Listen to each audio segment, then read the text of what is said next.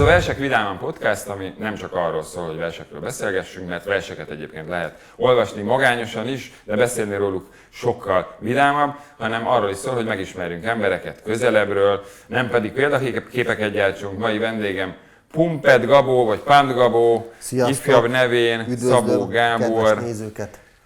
Igazából te minek mondanád magadat? DJ vagy valóságshow szereplő, vagy most már klímaaktivista, közéleti szereplő, influencer?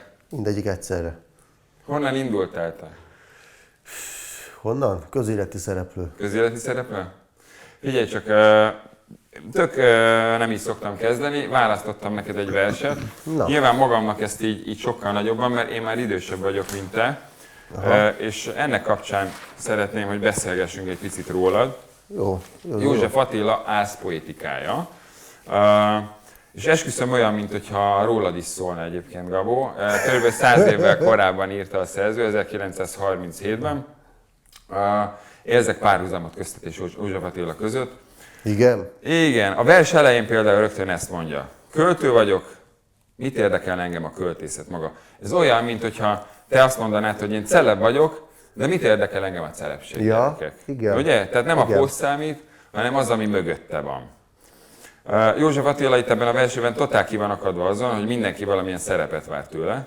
Azt mondja, hogy más költők igyanak, bohóckodjanak, játsszák a mámort, ő nem erre szerződött, azt mondja, én be is karikáztam ott neked például azt a részt, hogy én túllépek a mai kocsmán.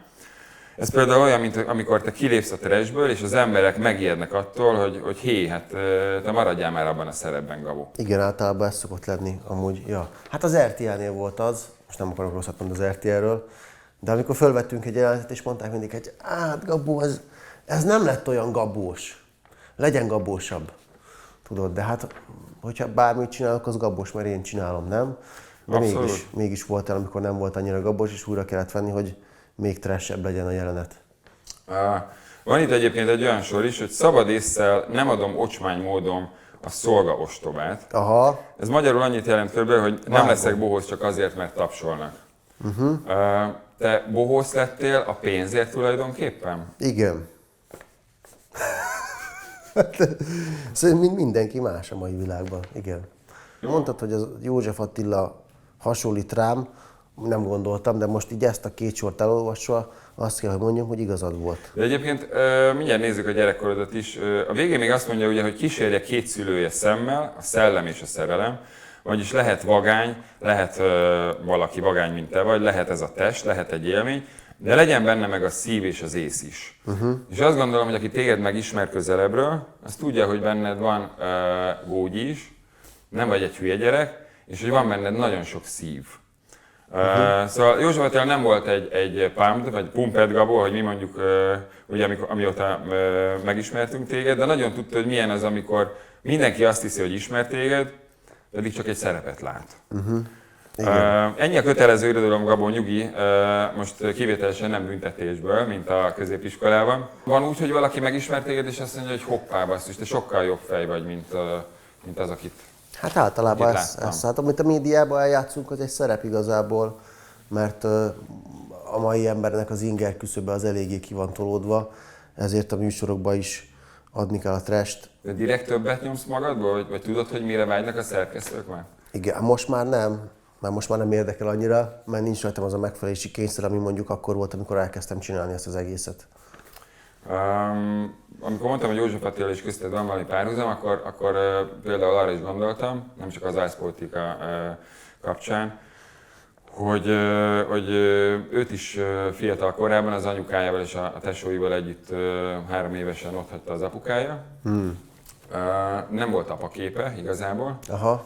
Az anyukája folyamatosan dolgozott, hogy el tudja őket tartani, mosónőként dolgozott. Aha. Neki egyébként fiatalon már el kellett kezdeni dolgozni, ahogy kicsit később neked is. József Attila gyűjtögetett a pályaudvaron tüzelőket, akkor vizet szállított pénzért, vízhordó volt, illetve ilyen forgókat árult egészen kisgyerekkorában. Aztán azt hiszem, hogy 9 évesen volt egy tök kemény tüdőgyulladás, majdnem belehalt, utána volt egy öngyilkossági kísérlete.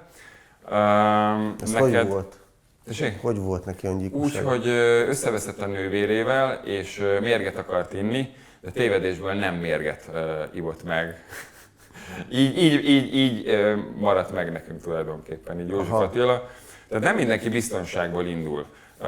Te mit tanultál meg nagyon korán az életről?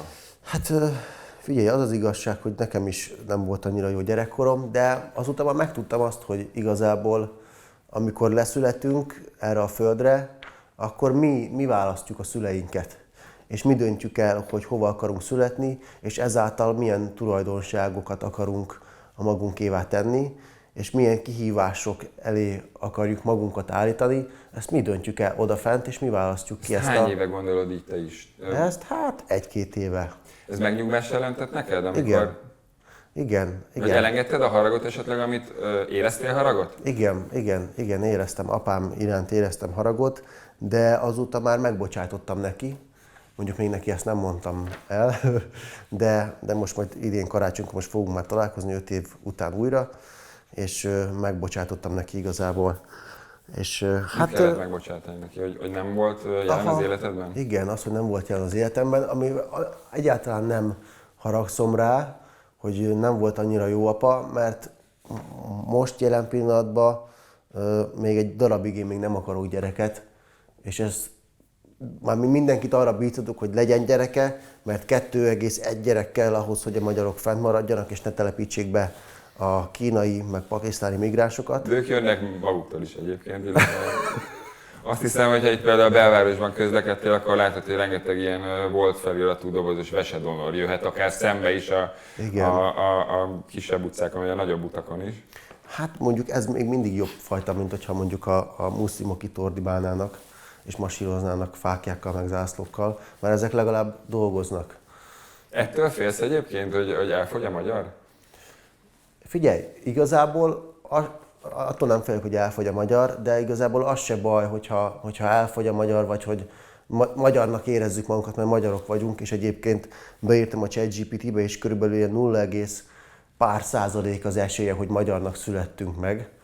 Az kérdés, hogy ki a magyar pontosan, aki annak érzi magát, akinek hány száz éve élnek itt a rokonai? Szerintem aki magyarul beszél, mert a magyar nyelv az egy nagyon, nagyon tele van lehetőségek, és egy nagyon kódolt nyelv a magyar nyelv egyébként, az a teremtésnek a nyelve a magyar nyelv, mert rengeteg minden olyan kifejezés van a magyar szótárban, aminek úgy van értelme, és más nyelven ezeknek nincsen, ezeknek a szavak. Például a felhő, felfele szálló hő, ugye ez is angolul teljesen máshogy van. Tehát a magyar nyelvvel sokkal jobban lehet alkotni, és teremteni, és értelmezni egy csomó mindent. De miről is beszéltünk már egyébként? De nekem mindenféleképpen, hogy egyébként volt-e benned harag? Ja, harag, igen, volt. És hogy ezt hogy tetted le? Ebből jött az, hogy neked... Igen. Úgy, hogy ráálltam erre a spirituális témára, és rájöttem arra, hogy ugye mi választjuk ki, hogy milyen hogy ugye fönt vagyunk, akkor Istennek a részei vagyunk, fönt vagyunk a mennyországban, de van egy magasabb rendű énünk, aki le akar jönni és fejlődni akar. És ezt így gondolod, és így könnyebb most neked akár megbocsátani is édesapádnak. Igen. És nekem is fejlődnöm kell, önzőségben kell fejlődnöm, meg még vannak olyan dolgok, ami másban is kell fejlődnöm. Volt benned harag egyébként gyerekkorodban irányába, és ezt tudtad pozitívá tenni, ha volt? Volt bennem csalódottság igazából, de ez is megerősített. Tehát van egy ilyen mondás, hogy teher alatt nő a pálma, és ez tényleg így van. Tehát akkor rád ez igaz volt ezek szerint. Te valahol már említetted azt, hogy általános iskolában ugye te olyan helyre jártál, ahol általában tehetősebb szülők gyermekei voltak, és ti nem voltatok tehetősek. Igen. A rosszalkodás, ami már elmondtad korábban máshol sokszor, hogy rosszalkodtál, sok intőd volt, beírásod. Igen. Ez annak volt köszönhető, hogy valamivel ki akartál tűnni közülük, vagy pedig haragudtál rájuk esetleg? Hát amikor a gyerek rosszul viselkedik, az azért van, mert figyelmet szeretne igazából. Amikor valaki rosszul viselkedik, vagy olyan dolgokat csinál, amivel fel akarja vonni magára a figyelmet, bohóckodik, vannak ilyen osztálybohócai, én is az voltam, és ez határozta meg igazából az egész fiatal koromat. az azért van mind, mert nem figyel, vagy nem kapja meg a megfelelő figyelmet a gyerek, és akkor De otthon megkaptad? hát figyelj, Vagy anyukád sokat dolgozott, és igen, ezért anyukám kevesebb sokat ideje volt dolgozott. rád. Igen, kevesebb ideje volt, úgymond. De az az igazság, hogy most őt sem akarom elítélni, mert az utóbbi néhány évben, vagy mondjuk azt, hogy 50, vagy 30, vagy 20 évben tudott meg az emberiség nagyon sokat a gyereknevelésről, pszichológiáról. Tehát, meg hát régen mi volt? Régen felnőttek az emberek, tehát nem annyira törődtek az embereknek a lelki világával mondjuk egy 200 évvel ezelőtt, vagy... Tehát attól függ, tehát régen azért, attól függ, milyen régen, meg melyik korban, meg melyik kontinensen, azért ott együtt voltak a családok, a több generáció is, nagyszülők, szülők. Neked milyen volt a család? Nekem kérlek szépen nagyszülői segítséggel sikerült felnőnöm, úgyhogy nekem ebből a szempontból anyai ágon legalábbis jelen voltak a nagyszüleim folyamatosan. Úgyhogy nekem voltak ebből a veletek? szempontból szerencsém volt, egész közel éltek, úgyhogy, az jó. úgyhogy én velük rengeteg időt tudtam tölteni. Neked hogy voltak a nagyszüleid? Ők vidéken éltek, ti pedig Budapesten? Igen, ők vidéken éltek, de néha-néha följárkáltak, de nem olyan gyakran. Neked utána jött a gyúrás, ami tulajdonképpen téged kicsit kiszabadított abból a szerepből, ami ez a bohóc szerep volt? Megszállottja voltam ennek az egész sportnak, a gyúrásnak, ezért megszállottan mentem a kondiba. Meg ez volt az első olyan dolog, amiben úgy sikert értem el, mert az suli sem volt annyira jó, és ebben megkaptam a pozitív visszajelzéseket emiatt, úgyhogy most hogyha valami miatt sikereket érsz el, vagy kapod a pozitív visszajelzést, akkor szereted csinálni, hogy jól érzed magad benne. Tehát, hogy még jobban belelovaltad magad, és jött 2015, amikor is te indultál egy versenyen, testépítő verseny, mondhatjuk így, vagy jó testverseny, nem tudom, hogy mi volt a fantázia neve, a Balatonszámon. És ott ugye nem értél el dobogós helyezést, ugye, negyedik lettél, jól emlékszem? Viszont felfedeztek téged egy rossz idő után, hajnalban táncoltál, kikerült a világhálóra, és gyakorlatilag nem csak mém lett belőled, hanem hirtelen baromi ismert ember lettél. Igen. Neked volt egy karaktered, most is van egy karaktered, és valamikor például harcolsz a saját karaktereddel. Valamikor eldöntötted, hogy most már nem harcolsz ezzel a karakter ellen? Hát milyen karakterről, mire gondolsz? Vele lettél kényszerítve. Igazából, ja. Sokan egy ilyen kis... Hát kellett a tévének egy ilyen karakter, mint amilyet nekem kitaláltak, és hát ugye ez a Pumped Gabó karakter, ez azért sokat hozott nekem, de ez is egy olyan dolog, hogy ők úgymond ragaszkodtak ehhez az identitáshoz, kicsit falsz, kicsit hülye, tudod, ami már nekem annyira nem jött be. De te a legismertebb valóságos szereplő lettél szerintem Magyarországon. Van Köszönöm. még rajtad kívül valaki, akinek sikerült külföldi, de lengyel produkcióban szerepeltél, amerikaiban, Szerintem nincs. ahova azért hívtak, mert Magyarországon különböző realityben láttak téged. Ez azt jelenti, hogy szórakoztató vagy, hogy valamilyen vagy, hogy nyilván jó a pacekod, hogy nyilván igény van rád. Zavart ez téged egyébként ez a nagy ismertség valaha? Nem. Tehát, hogy a 10 éve rendületlenül imádod, hogy megismernek és szeretnek. Igen. Igen, amúgy jó, de most már úgy vagyok vele, hogy figyelj, eddig úgy voltam, hogy voltam én, és akkor tehát úgy látom magam, hogy egy gyerek, aki azt várja, hogy oda menjenek hozzá, megdicsérjék, jól nézel ki, faim vagy, aranyos vagy, szerethető vagy, mert ugye ezeket fiatal koromban, kiskoromban nem kaptam meg. És most már igazából ez annyira nem érdekel. Tehát megkaptad már, ezen túl vagy. Igen, most már az a fontos, hogy lett egy felerősödött bennem az Istenhez való kapcsolat, és most már az a legfontosabb nekem, hogy Istenről beszéljek, és az Istenhez közvetítsem az embereket. Te megtértél az elmúlt években? Hát Vagy nem, lett egy sajátos istenhited? Igen. Ami igazából Jézus Krisztus, ő az én megváltom, úgy gondolom, hogy ő a valódi Isten, és hát most már igazából egész nap ezen agyalok, hogy lehetne közelebb vinni az embereket is Istenhez, és most már az a célom, hogy Mennyországba jussak. Ami neked is meglepő, mert ezt még nem ez tök jó, mondtam ez elég meglepő egyébként. Igen, mert hogy korábban, nem tudom, hogy elmondhatom, de, vagy emlékszel erre, de hogy azért volt olyan személyes beszélgetés, mondjuk 9 évvel ezelőtt, ahol az jött le, hogy inkább a P betűs dolgok jelentik számodra a feljebb valót, ugye mondjuk a pénz és egyéb P betűs dolgok. Ez megváltozott akkor ezek szerint? Persze, igen, persze. Hát nem szabad, hogy a pénz legyen az Istenünk, mert az csak rossz dolgokat tud szülni hosszú távon. 9 éve például azt mondtad, hogy neked mondjuk az a célod, hogy mondjuk legalább havi 1 millió forintot keressél, úgyhogy ne kelljen mondjuk sokat melóznod érte. Ez bejöjjön mindig, ez a hétegyű számösszeg, és akkor te boldog leszel ettől. Igazából ez volt az akkori köztes célod. Ennél te sokkal többet értél el, ugye? Hiszen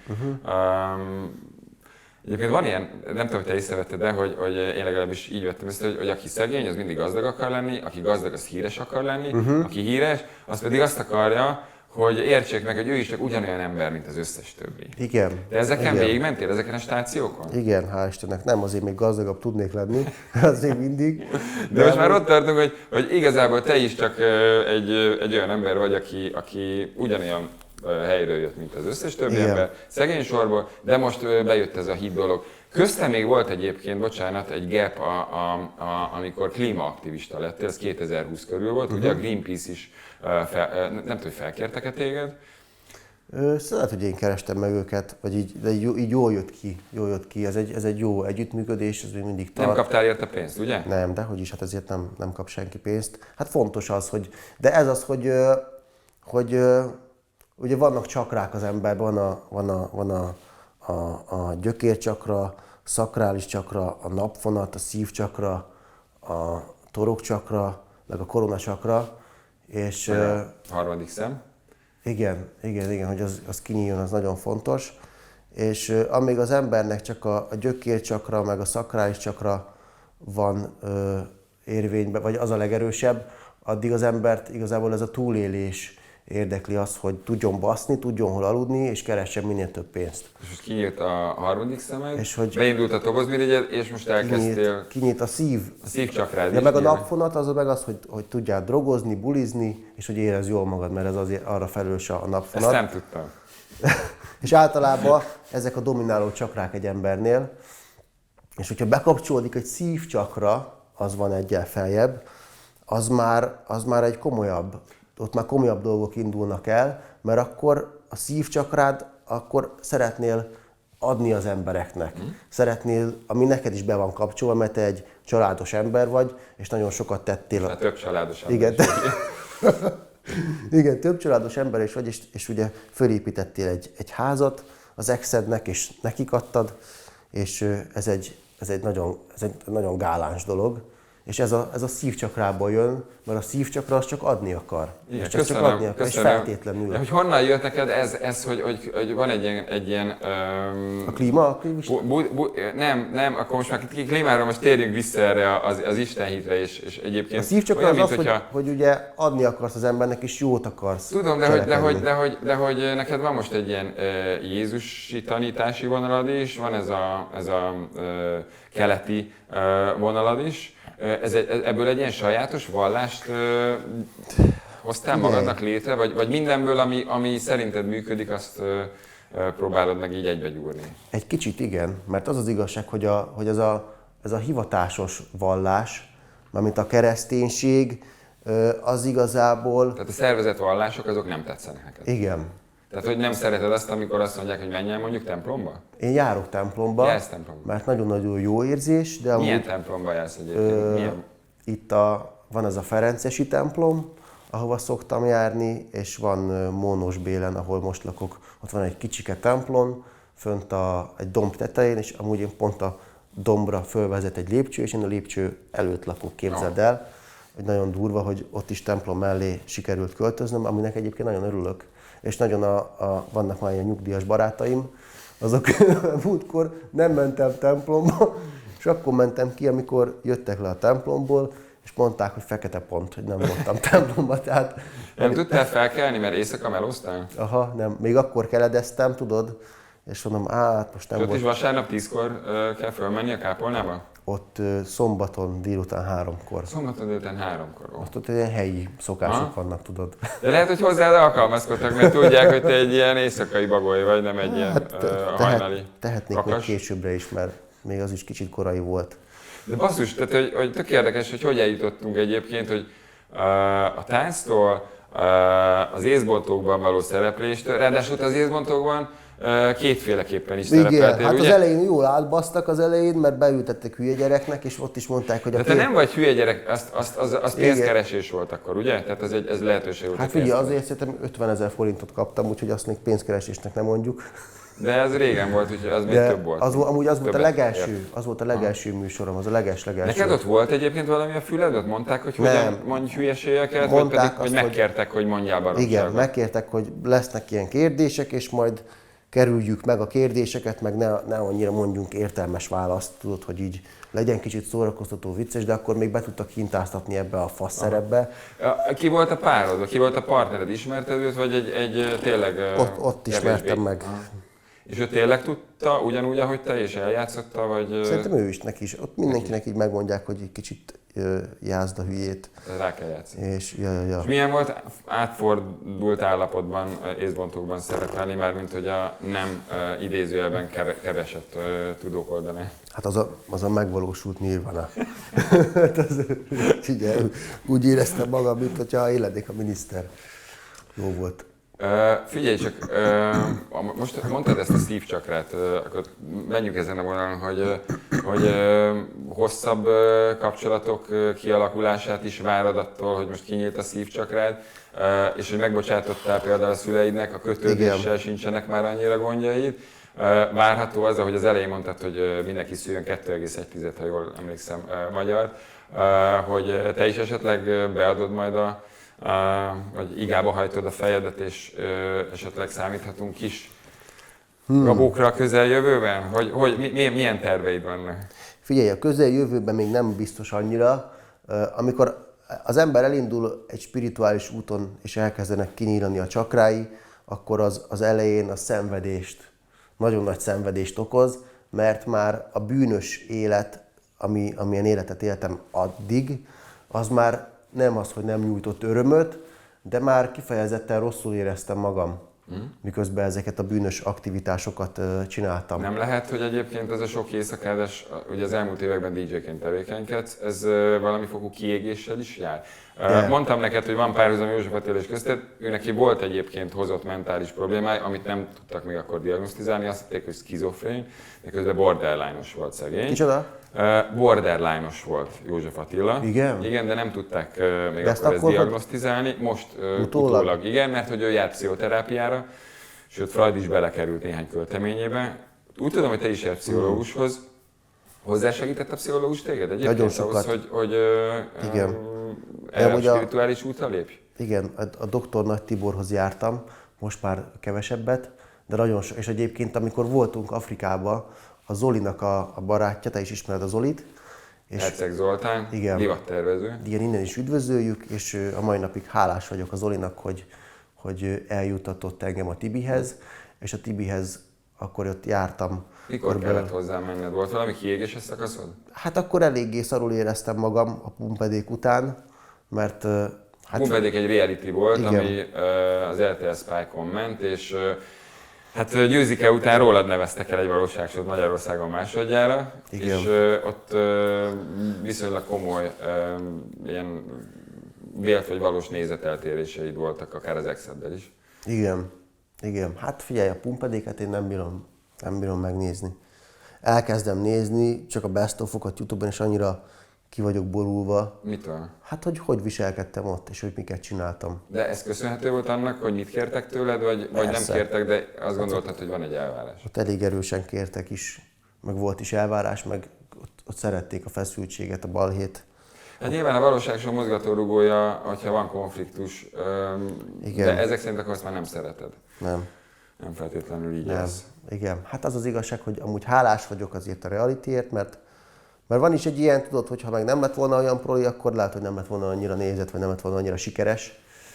Amúgy eléggé sikeres, eléggé nézett volt. Interneten letöltötték, Sokan nézték, tehát igen. tévében annyira nem nézték, ezért sem lett harmadik évad. Viszont nagyon sokan még a mai napig is van, hogy rábírnak, hogy azt hol tudják megtalálni, és hát remélem, hogy sehol. Arról beszélhetünk, hogy te utána egy Igen. volt barátodnak a kedvesével jöttél össze, akivel Igen. hosszan is együtt voltál. Beletartod a kapcsolatot? Rosszul esett neked, amikor szintén egy másik híres ember kedvese lett? Ugye Azariának lett ő a kedvese. Talán már nincsenek együtt. Tartjátok a kapcsolatot? Vagy, Néha-néha beszélünk egy fél évente egy pár szót, tudod. nem esett rosszul, hogy... Nem. Hát én azt kívánom, az összes exemnek azt kívánom, hogy legyen sikeres életük, és találják meg az igazit, és legyenek gyerekeik.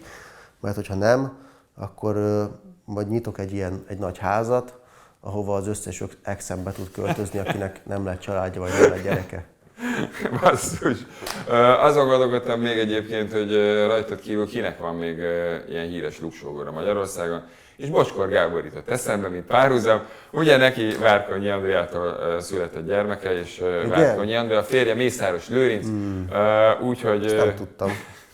Úgyhogy nem mondom ki még egyszer ezt a csúnya szót, de hogy hát ilyen módon neked is Azaria talán az egyik legismertebb mostani előadó művész Magyarországon, a luksógorat kimondtam. Igen, Bocs. meg vannak egy páran, akikről nem tudsz, de ezt inkább adjuk is. De ilyen híresek, mint ő? Hát kevés. Hát most figyelj, az az igazság, hogy Magyarország egy kicsi ország. Menjünk vissza igen, hogy összejöttem egy régi jó barátomnak összejöttem a nőjével. Amúgy nagyon rosszul éreztem magam utána, és nagyon rossz irányt vett az életem, és le is csövesedtem. Anyámikhoz haza kellett költözzek. Ez 2000 körül volt, ugye? Ez 2010... 2020. 2018, vagy 18, igen, vagy 17, 18, 19. Hát a karma. Azt mondod, hogy emiatt Igen, volt. és beszéljünk egy kicsit a karmáról. A karma az egy örök törvény, a karma az létezik, attól függetlenül, hogy nem veszünk róla tudomást, vagy ha nem hiszünk benne, a karma az akkor is létezik. Tehát azt mondod, hogy eleve el van rendelve egy csomó dolog, vagy elrendeltetett egy csomó dolog, hogy ne germanizmus legyünk, és hogyha átmegyünk akár a rosszabb dolgokon is, az azért van, mert korábban valamilyen bűnt követtél el. Így van, a karma az mindig vissza fog verni. Hogyha jó dolgokat cselekszünk az emberekkel, akkor jó dolgok fognak velünk történni, és ezért mondtam neked még múltkor azt, hogy engedd el a házat, hagyd legyen nekik jó, tudod, mert akkor te is szerencsés dolgokra számíthatsz, és szerencsés dolgokra várhatsz. Viszont, hogyha rossz dolgokat teszünk az emberekkel, akkor azokat a rossz dolgokat ugyanúgy meg fogjuk kapni az életben. Ha nem ebben az életben, akkor lehet egy másik életben. És azt gondolod, hogy neked ezért jött a 2018-19-es szóresz, igen. hogy így fogalmazzak, mert igen. Korábban például összejöttél a legjobb... voltam. Igen, tehát hogy rosszul viselkedtél. Igen. De azóta ezt a karmát te mellé dolgoztad? Igen. Hát most is vannak olyan dolgok, amiket... Most már az az igazság, hogy mivel felvilágosultabb spirituális szinten vagyok, ezért már Isten gyorsabban megver. Dolgoz? Igen, gyorsabban kapom az ütést, hogy ez rossz irány, vagy nem az az irány. Viszont még a karmára azt el szeretném mondani, hogy vannak olyan emberek, akik felelősek a világban lévő háborúkért és szenvedésekért, és ezek az emberek lehet, hogy a következő életükben leszületnek újra, és beszületnek mondjuk Szíriában egy kisgyerekként. És látod ezt a sok ártatlan kisgyereket. Hát ha van ilyen, igen, tehát hogy tételezzük fel, hogy van karma, akkor igen. Biztos, hogy van karma, mert Isten az egy igazságos Isten, és mindenkinek kiadja az igazságot. Figyelj, hogy igazságos, tegyük föl, és ez így van, és mondjuk te ledolgoztad most ezt, akkor te hova fogsz most eljutni? Mi a célod pontosan? Láttam, hogy elkezdtél szervezni például egy saját fesztivált, illetve elkezdtél rajta gondolkodni, ezt már kicsivel meg is szervezted, fel is jelentettek, amikor Salgóvárában, ahol természetvédelmi területen nem elfelejtetted bejelenteni, hogy lesz egy kis gyűlés. Ilyen előfordul az emberekkel, gondolom csak a kezdeti nehézség. Nem terveztük olyan nagynak, csak megosztotta egy salgótarjáni hírportál, ezért... Lett ebből valami? 50 000-re büntettek meg. Amúgy én úgy gondolom, hogy az korrekt.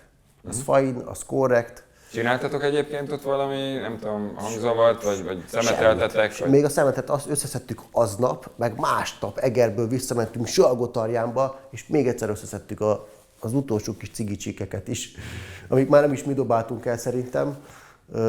Amúgy ez baj, hogy így, figyelj, szerintem nem annyira büntettek meg nagyon, én elégedett vagyok az eredménnyel, viszont amúgy meg miért ne használhatnánk, szerintem tök jó, hogy bulira használtuk. Hát csak van egy ilyen, tehát hogy ne menjen mondjuk 200 ember egy báromhoz, mondjuk igen. nem tudom, Hát meg az vasárnap volt a délután, paradtot, ilyen szabály, ezért be kell jelenteni, gondolom, hogy, vagy engedélyt kell kérni. Hogy már azon paráztunk egy idő után, hogy amúgy ez egy magas vár, és hogy oda, hogyha valaki leesik, akkor az vannak olyan részei ott a falnak, hogy esik egy 20-30 métert is, és akkor para lett volna. De szerencsére nem esett le senki. így van, De visszatérve az eredeti kérdéshez, hogy mit látsz a következő néhány esztendőben? Ugyanígy DJ-skedni fogsz, ugyanígy szeretnéd a hardstyle-t, amiben te utazol, megmutatni embereknek, vagy saját? De jó, hogy erre kitértél, már kurvára nem. Nem? És ez nekem nagyon nagy célom volt, hogy a hardstyle-t azt szélesebb körbe elterjesszem itthon Magyarországon, mert ugye én a Ziz, a régi példaképpen Mő hallgatta ezeket a zenéket, és én is ezzel a zenével kezdtem el edzeni, hogy betettem, és egy ilyen teljesen más világban voltam, és kurva jókat edzettem, nagyon jól éreztem magam edzés közben, és akkor kitaláltam, hogy ezt a zenét fogom játszani, hogy akkor a magyar emberek is hallgassák, és tök jó lesz, és akkor ugyanazt, ők is azt fogják szeretni, hogy amúgy ez egy hatalmas nagy fasság igazából. Azért, mert ilyen dolgokat, tudod, hogy kit akarok megszerettetni az emberekkel? Jézus Krisztust. De hát ezzel pénzt keresel, a másikkal maximum olyan prédikátor lehetsz, aki esetleg egyházat alapít.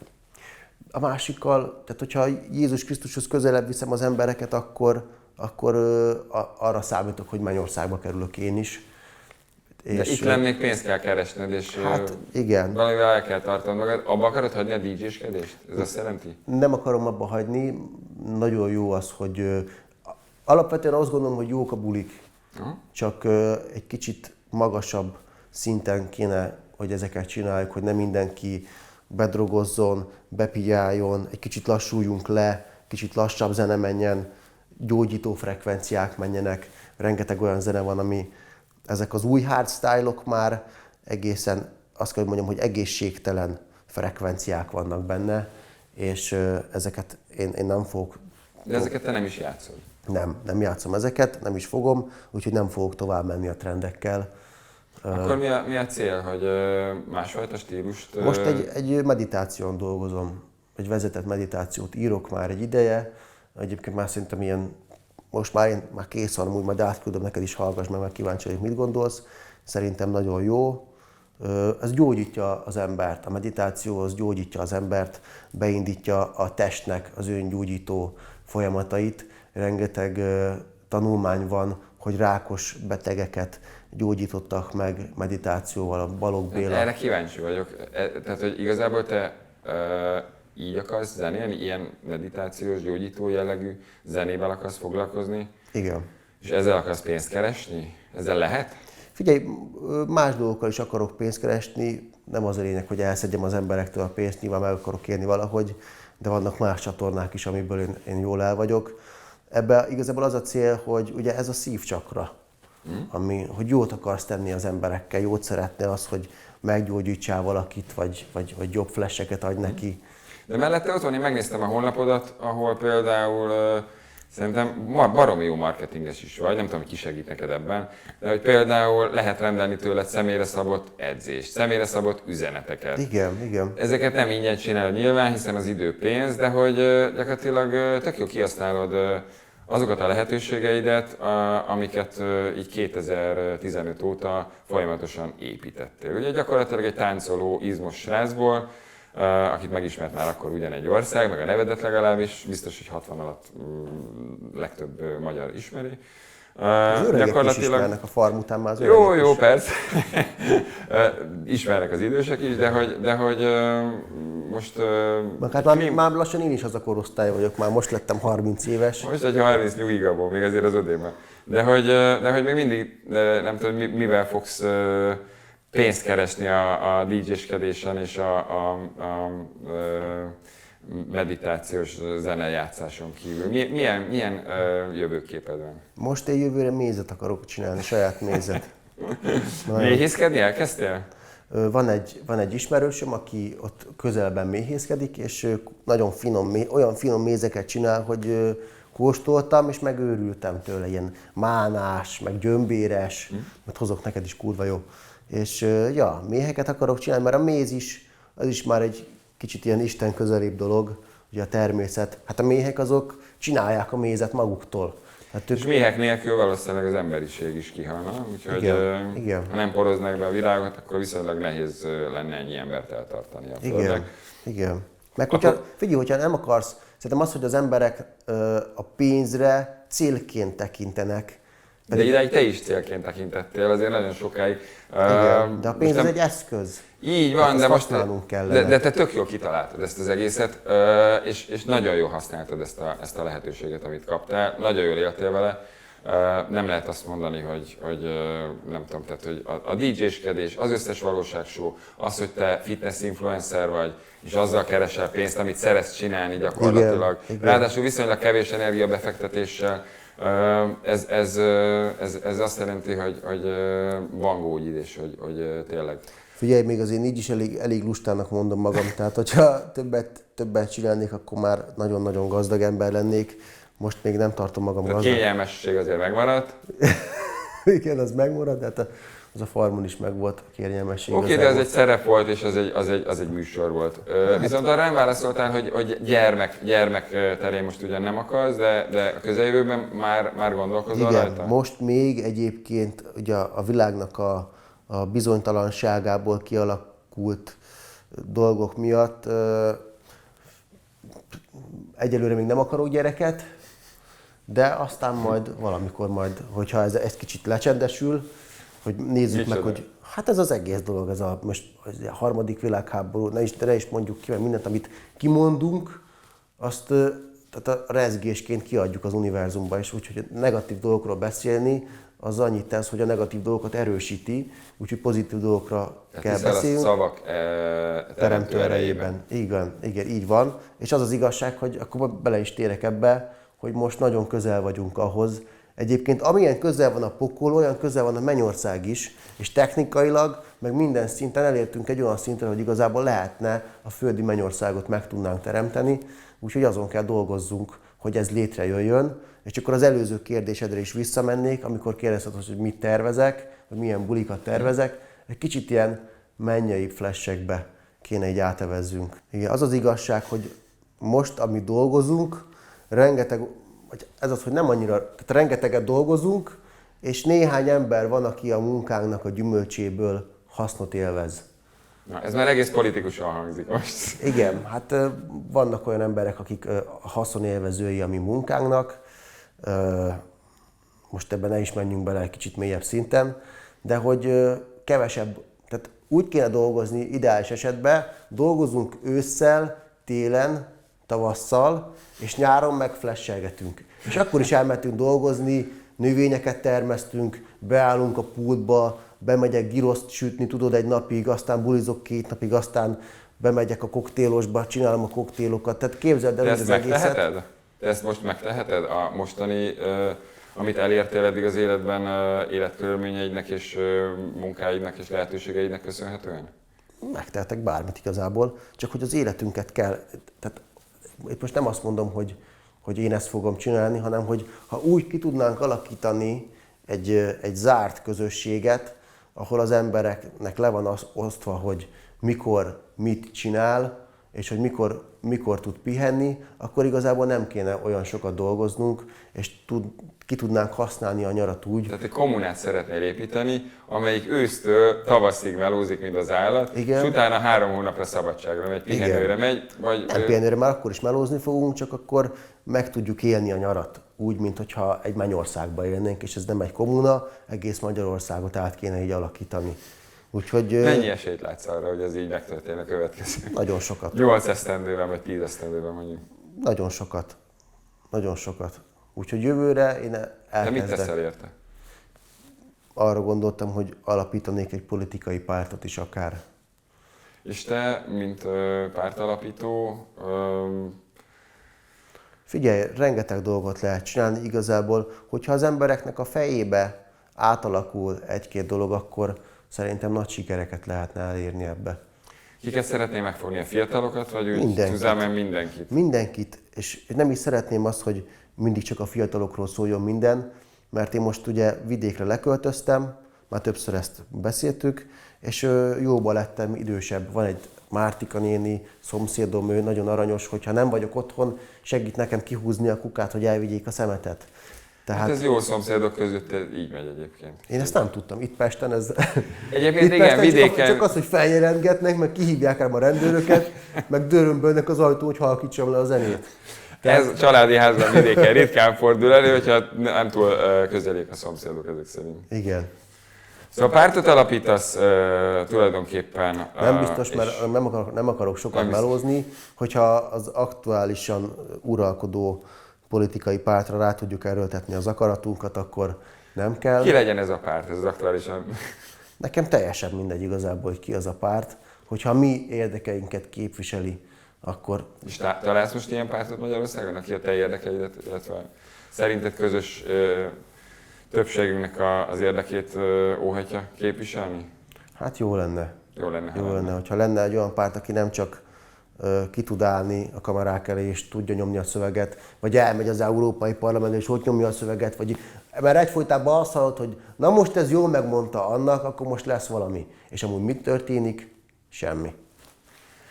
Akkor milyen tanulságot vonjunk le a beszélgetésből, Gabó? Az, hogy a politikát azt el kell felejtsük, és a királyságot vissza kell állítsuk. És Jézus királyságára gondolsz ezek szerint? így van. De ha Jézus nem, én szívesen elvállalom ezt a pozíciót. Nagyon szépen köszönöm, Gabó, ez szerintem csodálatos végszó volt. Azt gondolom, hogy a Versek Vidáman egyik legvidámabb podcastjának részét hallottátok a mai napon. Nagyon szépen köszönöm neked. Kívánom, hogy minden úgy valósuljon meg, ahogy azt eltervezted. És ahogy ismerlek, egyébként egy része meg is fog. Ilyen híradósan zárjuk le. Köszönjük szépen! Köszönjük szépen! A viszontlátásra!